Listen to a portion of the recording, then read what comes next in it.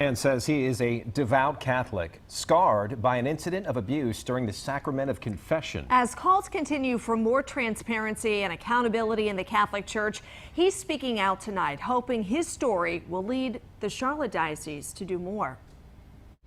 Everywhere he goes, John Moore carries his rosary. Gives me lots of comfort. The comfort Moore finds in his Catholic faith was rocked at St. Mary's in Wilmington in 1996 when he sought the sacrament of confession from Father Al Gondek. I finally got him to hear my confession and to give me absolution, and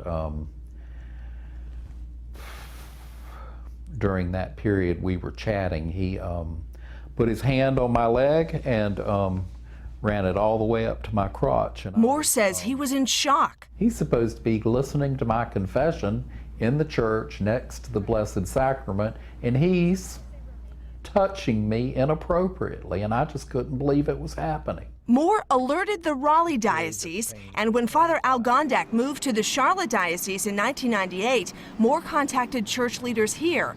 He claims neither took action when he pleaded for Gondek to be removed from ministry. I don't feel that they've listened to me. Dioceses nationwide have begun revealing the names of priests who have credible allegations against them of sexual abuse. And just last month, Moore sent this letter to bishops in Raleigh and Charlotte. One incident is too many, and the effects wear on the human psyche for years. I'm almost 57 and my tears still flow. They do. The Bishop of Raleigh replied, "On behalf of the Church, please accept my most sincere apology for the incident which should never have happened." Moore says so far he has not heard from the Charlotte Diocese. I want them to know that I've not disappeared.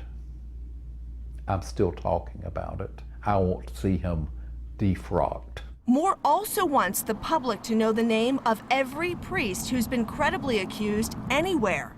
In October, the Raleigh Diocese revealed a list of its priests with actionable allegations of sexual abuse of a minor. Father Al Gondek's name is on that list because of alleged abuse of a minor in Maryland in 1960. In 2015, a new allegation surfaced involving a teen while Father Gondek worked in Lexington, North Carolina. He was removed from public ministry. The Charlotte Diocese investigated, deciding not to allow Gondek, who is now 80, to continue working in the church. The Charlotte Diocese has not released a full list yet of every priest credibly accused, but the bishop promised that will happen this year. All of those people should be held accountable for what they've done. Moore hopes his story helps push every diocese to be more transparent when it comes to its priests. No one should experience trauma in the church. The church is supposed to be a place of comfort. Father Gondek belongs to a religious order, the Oblates of St. Francis, and now lives at their retirement center in Maryland. The order is currently paying for John Moore's counseling, but told me that does not confirm any abuse took place.